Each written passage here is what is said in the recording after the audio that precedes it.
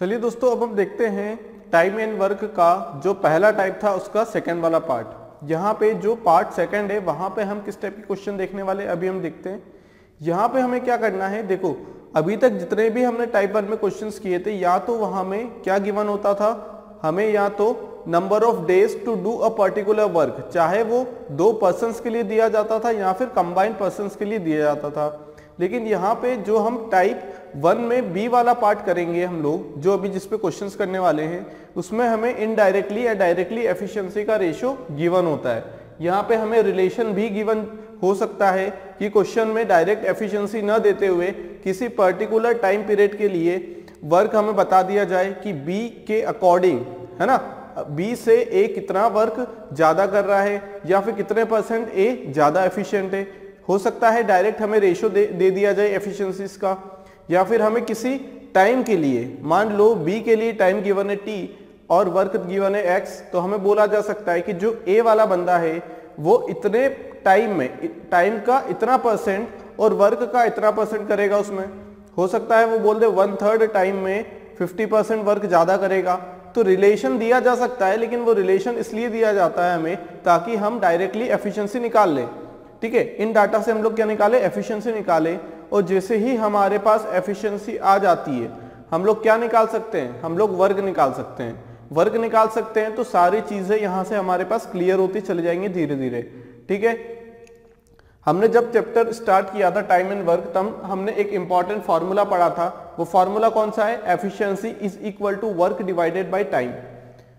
क्या था formula, efficiency equal to work divided by time.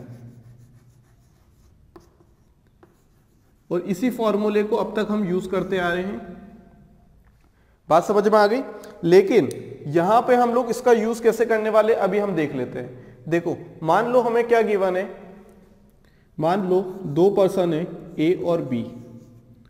अब दोनों के लिए हमें बोला जाए कि ए वाला जो पर्सन है वो किसी टाइम टी में एक्स यूनिट वर्क करता है, वो किसी टाइम टी में एक्स यूनिट का वर्क करता है। और हमसे बोल दिया जाए कि उसी टाइम में जो बी है वो उससे 50% ज्यादा एफिशिएंट है ना।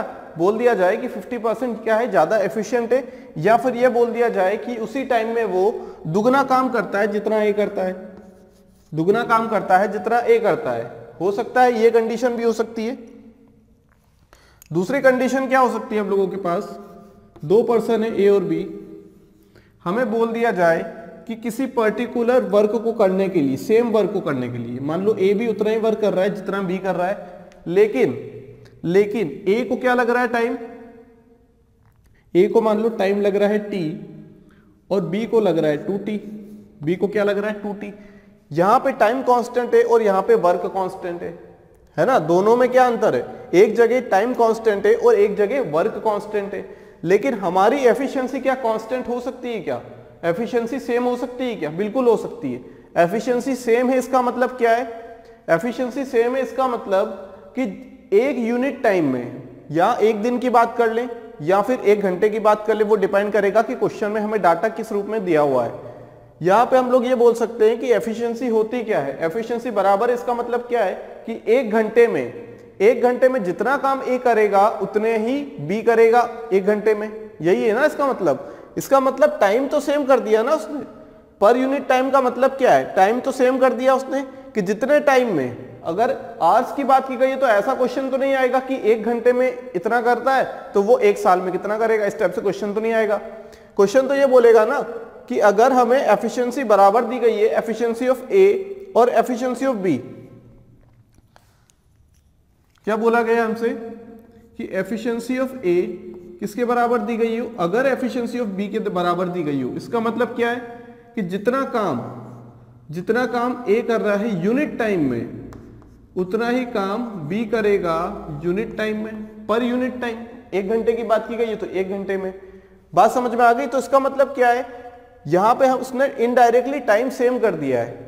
उसने या तो एफिशिएंसी बराबर कर दो, सेम कर दो, या फिर क्या कर दो, टाइम सेम कर दो। अगर हमने एफिशिएंसी को सेम कर दिया, इसका मतलब हमने वर्क को सेम कर दिया। अब यहां पे देखो, एफिशिएंसी को सेम किया है तो टाइम तो ऑलरेडी सेम हो गया ना, टाइम तो 1 1 ही रहेगा। जब टाइम 1 हो गया, एफिशिएंसी भी 1 हो गई, तो वर्क क्या रहेगा, बराबर हो जाएगा। क्या हो जाएगा, वर्क बराबर हो जाएगा इस केस में। क्लियर है। तो दो कंडीशन बन सकती है यहां से, या तो हमारे पास जो टाइम है वो कांस्टेंट हो और यहां तो वर्क कांस्टेंट हो, वर्क कांस्टेंट हो। बात समझ में आ गई। अगर हमारे पास टाइम कांस्टेंट है, इसका मतलब क्या है कि एक दिन में ए ने 10 यूनिट काम किया, इसके हिसाब से 10 यूनिट काम किया, तो एक दिन में भी 20 यूनिट काम करेगा, है ना। टाइम कांस्टेंट है तो एफिशिएंसी किसके डायरेक्टली प्रोपोर्शनल हो जाएगी, वर्क के। एफिशिएंसी किसके डायरेक्टली प्रोपोर्शनल हो जाएगी, वर्क के डायरेक्टली प्रोपोर्शनल हो जाएगी ना। जितना ज्यादा वर्क उतना ज्यादा एफिशिएंसी। मतलब एक दिन में अगर वो 10 ईंट जोड़ता है, ए कितने ईंट जोड़ता है, 10 ईंट जोड़ता है, और बी 20 ईंट जोड़ता है, तो एफिशिएंट कौन है, एफिशिएंट तो बी ज्यादा है ना, बी की एफिशिएंसी ज्यादा है। मतलब वो यूनिट टाइम में, मतलब वो 1 घंटे में या फिर एक दिन में ज्यादा ईंटें जोड़ पाता है, इसका मतलब उसका वर्क ज्यादा है। तो जिसकी एफिशिएंसी ज्यादा उसकी वर्क ज्यादा हो जाएगा। लेकिन अगर हमसे बोल दिया जाए कि किसी एक वर्क को करने के लिए ए को टी टाइम लगता है और बी को 2t टाइम लगता है, मतलब कहने का मतलब है कि 10 ईंट जोड़ने के लिए ए को 1 दिन लगता है और वही 10 ईंट जोड़ने के लिए बी को 20 घंटे लगता है। अगर इसे 10 घंटे लगते हैं तो बी को 20 घंटे लगते हैं। तो टाइम किसे ज्यादा लग रहा है, बी को टाइम ज्यादा लग रहा है। इसका मतलब एफिशिएंट ज्यादा कौन है, ज्यादा एफिशिएंट है ए, क्योंकि ये कम टाइम ले रहा है, कम टाइम ले रहा है। इसका मतलब अगर वर्क सेम हो गया तो efficiency is inversely proportional to time, efficiency is inversely proportional to time. अब कंडीशन तो दोनों में से कुछ एक हो सकती है, या तो वो डायरेक्ट एफिशिएंसी दे देगा, या हमें टाइम सेम देके वर्क चेंज करेगा, या फिर वर्क सेम देके टाइम चेंज करेगा। यही तो होगा। दोनों कंडीशन में से कोई एक कंडीशन बन सकती है। अगर दोनों ही सेम दे दिया उसने तो एफिशिएंसी भी सेम है, तो क्वेश्चन का मतलब है कि दोनों सेम हो गया, तो फिर इस टाइप का क्वेश्चन नहीं आएगा। क्वेश्चन इस बेसिस पे आएगा कि या तो वर्क सेम है, टाइम अलग है, टाइम सेम है तो वर्क अलग है। अगर वर्क अलग अलग हो गया तो एफिशिएंसी ज्यादा वर्क वाले के साथ जिसका वर्क ज्यादा उसका एफिशिएंसी ज्यादा, और अगर वर्क कांस्टेंट हो गया और जिसका टाइम ज्यादा उसका एफिशिएंसी कम, जिसका टाइम ज्यादा उसकी एफिशिएंसी कम, क्योंकि वर्क तो सेम है ना, वर्क सेम है तो एफिशिएंसी इनवर्सली प्रोपोर्शनल टाइम। तो जिसका ज्यादा टाइम उसकी एफिशिएंसी क्या हो जाएगी, कम हो जाएगी। तो अगर इस केस की बात करें हम लोग, तो क्या वर्क इसका ज्यादा है, मतलब इसी टाइम में सेम टाइम में इसका वर्क ज्यादा है, मतलब एफिशिएंसी किसकी ज्यादा है, इस केस में efficiency of B efficiency of A से ज्यादा है, क्योंकि सेम टाइम में ज्यादा काम किया है। इसमें यहां देखें अगर हम लोग, तो टाइम 2t लग रहा है इसे, तो टाइम ज्यादा लग रहा है, एफिशिएंसी इनवर्सली प्रोपोर्शनल, तो जिसको कम टाइम लग रहा है उसकी एफिशिएंसी ज्यादा, तो यहां एफिशिएंसी ए की ज्यादा हो जाएगी। बात समझ में आ गई। तो इस पे बेस्ड क्वेश्चन पूछे जाते हैं, या तो 3 कंडीशन हो सकती है। देखिए, या तो हमें डायरेक्ट एफिशिएंसी का रेशियो दे दिया जाए, या फिर हमें क्या बोल दिया जाए कि किसी पर्टिकुलर टाइम में वर्क इतना हो रहा है, या फिर इतना वर्क करने के लिए इतना टाइम लग रहा है। ठीक है, अब क्वेश्चंस देखेंगे तो हमें ज्यादा क्लियर होगा। देखिए, इस पे बेस्ड जो क्वेश्चन आते हैं, या तो वो 3 टाइप के हो सकते हैं। एफिशिएंसी डायरेक्ट हमें गिवन हो, एफिशिएंसी इनडायरेक्टली हमें गिवन हो। इनडायरेक्टली में 2 कैसे, या तो हमें क्या दिया हो, टाइम कांस्टेंट दिया हो तो हम लोग वर्क से निकालेंगे, अगर वर्क कांस्टेंट दिया तो टाइम से निकाल लेंगे। कैसे, देखो पहला वाला केस अगर हम देखें तो पहले वाले केस में अगर हमें क्या गिवन हो, टाइम कांस्टेंट गिवन हो। ठीक है, सबसे पहले हम लोग एक फॉर्मूला लिख लेते हैं, efficiency is equal to work divided by time.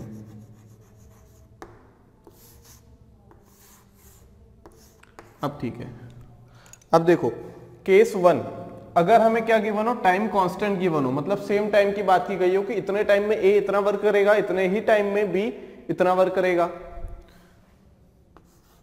If time is constant,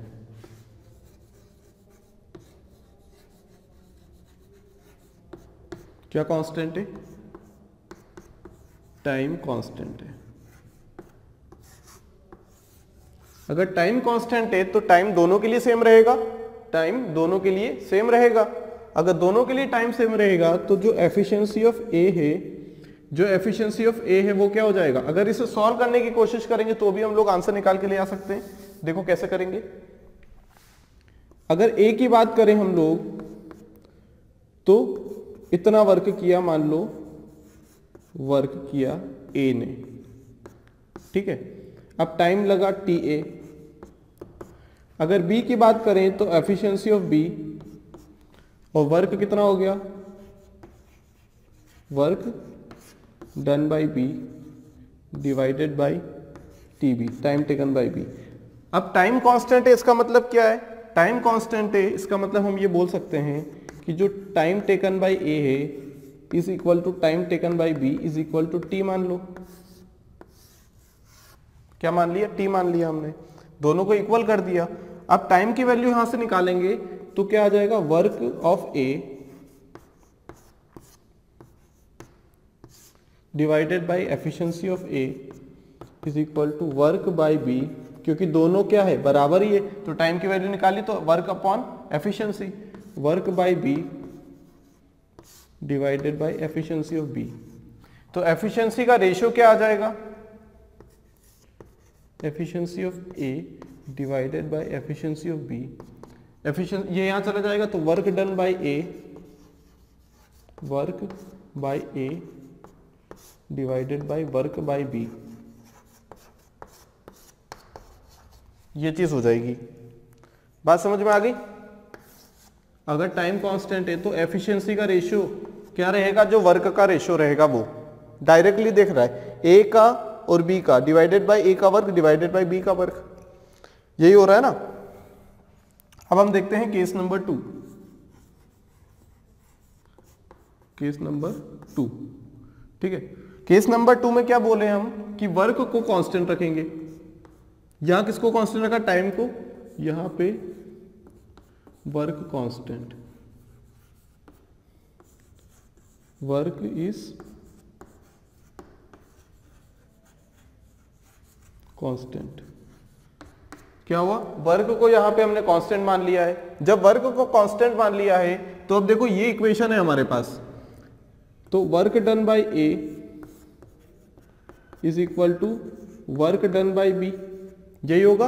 अब वर्क की वैल्यू क्या आ जाएगी, N A multiply by time taken by A is equal to N B multiply by time taken by B.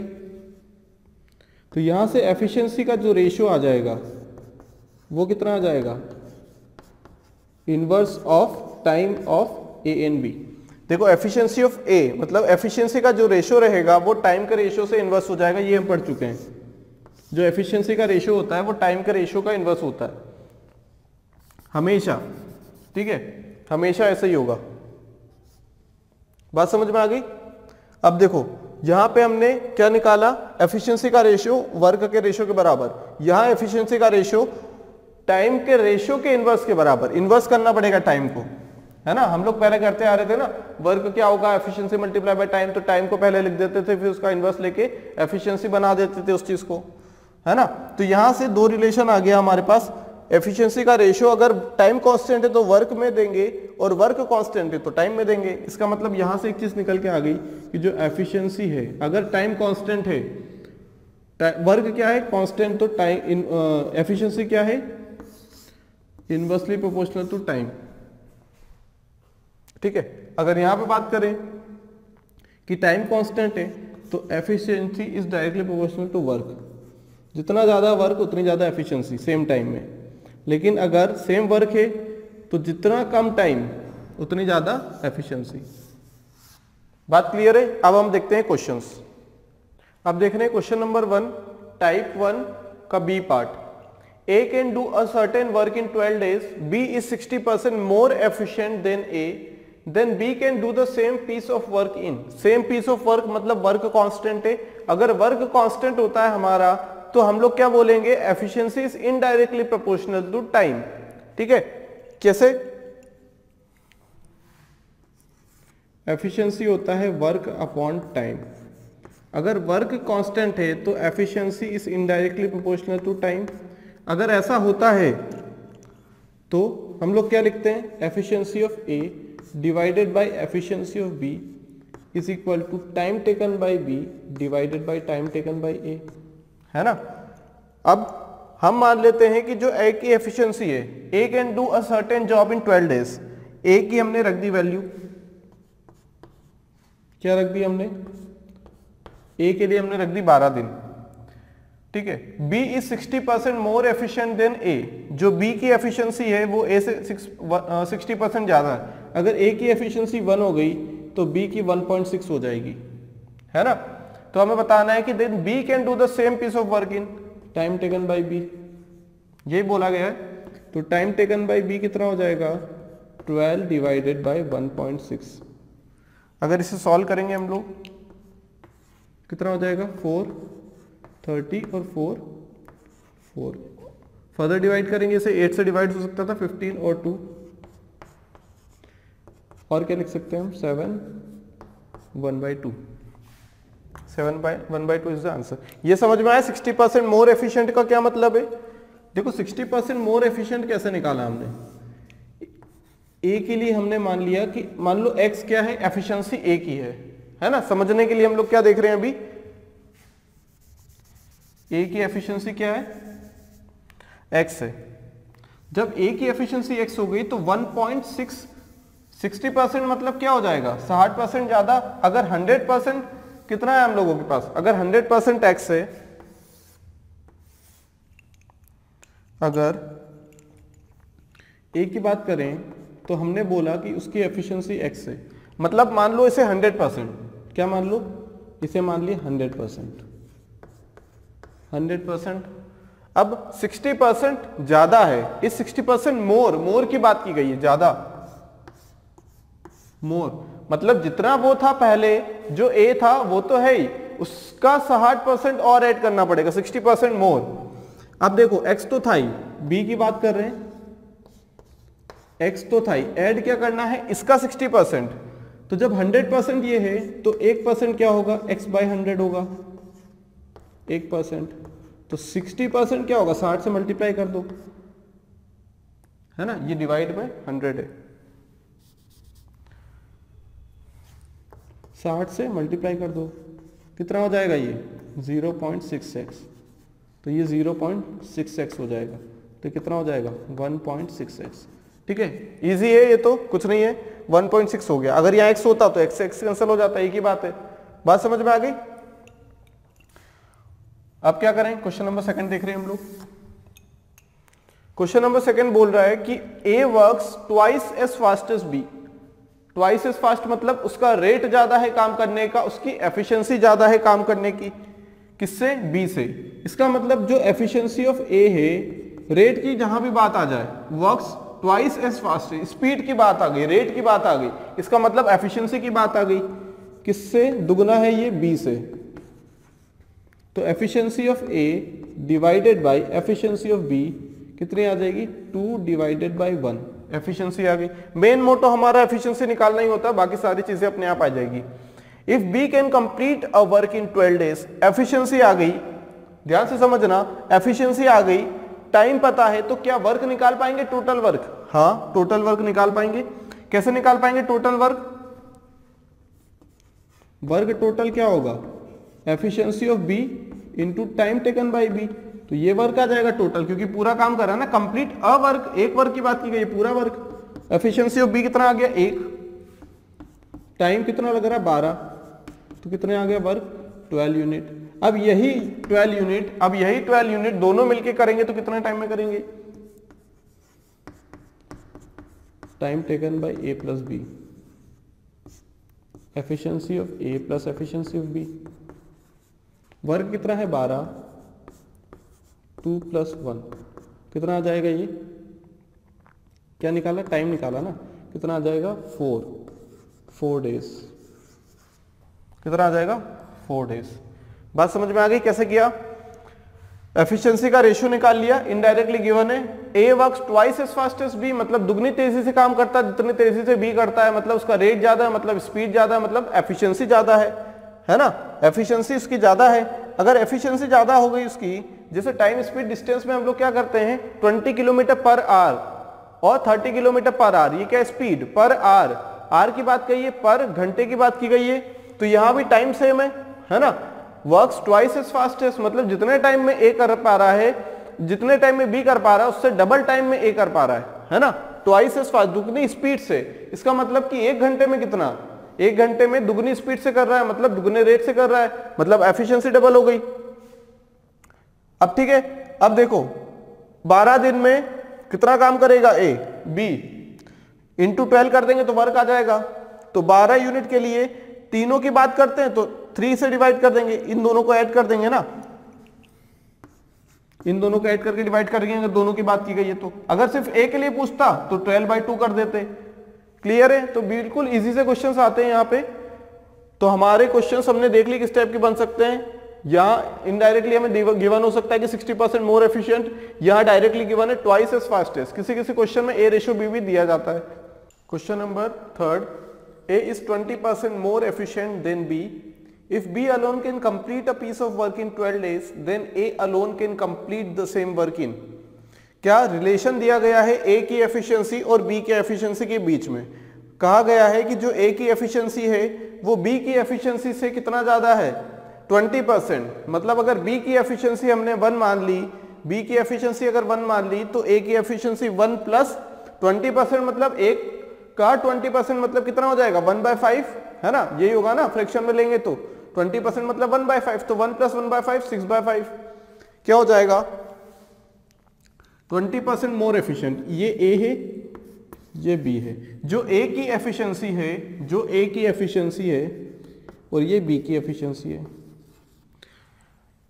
B की efficiency से compare किया गया है, तो बी की अगर एफिशिएंसी 1 मान ले तो ए की एफिशिएंसी क्या हो जाएगी, 1 तो होगी, 20% ज्यादा, मतलब 1 का 20% मतलब 1/5 मतलब 6/5, मतलब एफिशिएंसी का रेशियो कितना आ जाएगा, Na/Nb 6/5। अगर वर्क सेम है, सेम वर्क की बात की गई है, सेम वर्क की बात की गई है, अगर वर्क सेम होता है तो जो एफिशिएंसी का रेशियो रहेगा, एफिशिएंसी का रेशियो रहेगा वो किसके इनवर्स रहेगा, time taken by B to time taken by A. ठीक है, यही हो जाएगा। इसका मतलब अगर बी को कितने दिन लग रहे हैं, 12 दिन लग रहे हैं, बी को कितने दिन लग रहे हैं, 6 मतलब 12, तो 5 मतलब 10 हो जाएगा, है ना। 6 की क्वांटिटी मतलब 12, तो 5 की क्वांटिटी मतलब 10। या फिर ऐसा कर सकते हैं हम लोग कि टाइम टेकन बाय बी हमें गिवन है, तो 12 bye time taken by A, 12/5,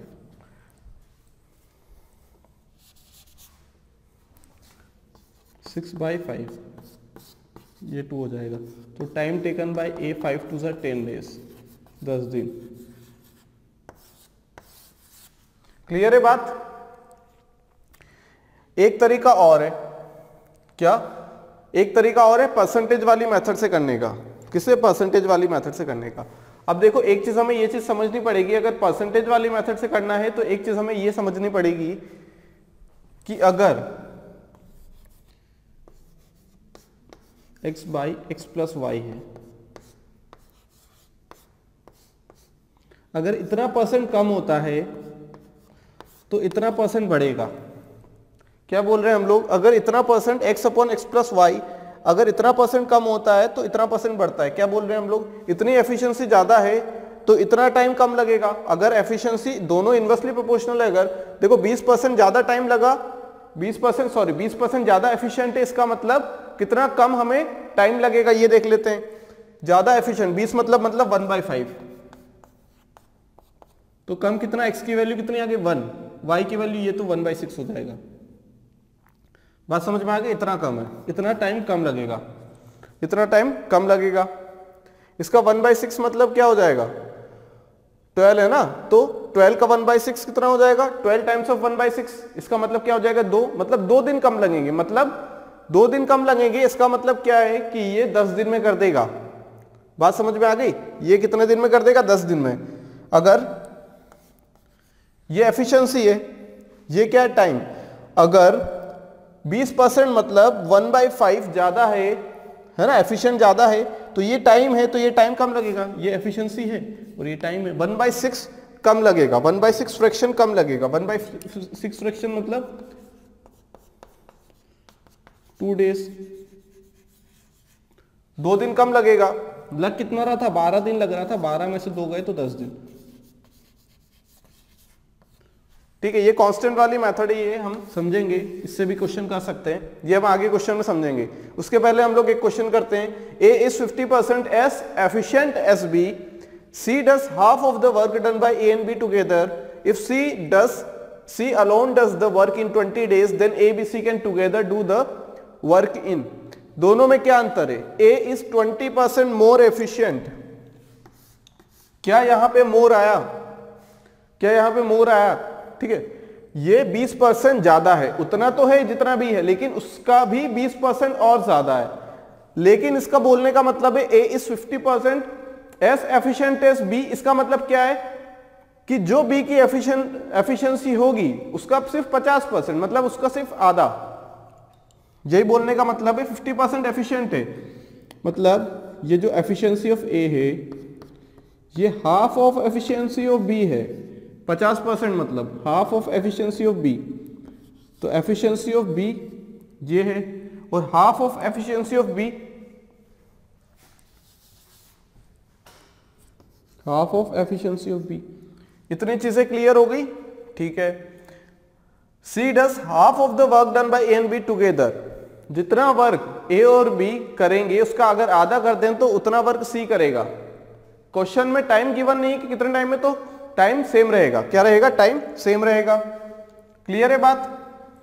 C does half of the work done by C is equal to half of the work done by A and B together. Work done क्या होता है? Efficiency multiply by time. तो efficiency of C multiply by time, time same है, ठीक है, नहीं तो सारी चीजें अलग हो जाएगी। Efficiency of A multiply by T plus efficiency of B multiply by T. ठीक है, टाइम सेम रहेगा, गिवन नहीं है लेकिन टाइम सेम रहेगा। अगर दोनों के बीच में रिलेशन दिया गया है तो कोई एक चीज कांस्टेंट रहने वाली, जो कि क्या है? टाइम। ठीक है, टाइम से टाइम कैंसर, मतलब 2 times efficiency of C is equal to efficiency of A plus efficiency of B. ये चीज आ जाएगी। क्लियर है? अब देखो यहां पे हम लोग रिलेशन निकाल लेंगे। क्या?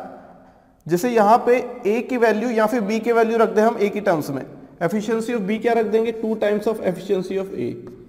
तो 2 times of efficiency of c is equal to efficiency of a तो रहेगा ही, प्लस एफिशिएंसी ऑफ b कितना आ जाएगा? 2 times of efficiency of a। इसका मतलब 2 times of efficiency of c बराबर 3 times of efficiency of a। एक चीज तो ये आ गई, एक चीज तो ये आ गई हम लोगों के पास।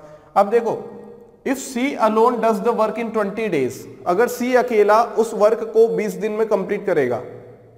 ठीक है, पहले एक काम करते हैं, हम बी को भी सी की टर्म्स में निकालेंगे। किसको? बी को भी सी की टर्म्स में निकालेंगे। ए की वैल्यू क्या आ गई? सी की टर्म्स में ये आ गई। तो हम लोग एफिशिएंसी ऑफ बी निकालेंगे ना, यहां से एफिशिएंसी ऑफ ए सी की टर्म्स में क्या आ जाएगी? 2/3 एफिशिएंसी ऑफ सी। तो efficiency of B equal to 2 into 2/3 efficiency of C, मतलब efficiency of B is equal to 4 times efficiency of C divided by 3। हमने टोटल वर्क मान लिया, let the total work be X, let the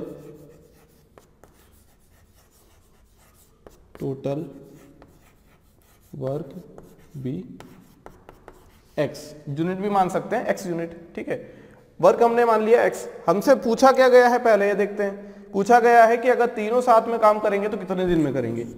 इसका मतलब time A B और C, work X unit, efficiency of A plus efficiency of B plus efficiency of C. ठीक है, अब question में गिवन क्या है कि अगर सी अकेला करेगा तो 20 दिन में करेगा। इसका मतलब क्या गिवन है क्वेश्चन में? क्वेश्चन में गिवन है time equal to work upon efficiency, मतलब एफिशिएंसी ऑफ सी क्या आ गई? x/20। अगर एफिशिएंसी ऑफ सी x/20 आ गई, ये x है, एफिशिएंसी ऑफ सी x/20 आ गई, तो ये कितना हो जाएगा? 4/3 इंटू x/20, तो x/15 हो जाएगा। प्लस बी की, सॉरी ये बी की वैल्यू रख दी, ए की वैल्यू क्या आ जाएगी, ए की वैल्यू क्या आ जाएगी, x by 2/3 into x by 20, मतलब x by 30, efficiency of A.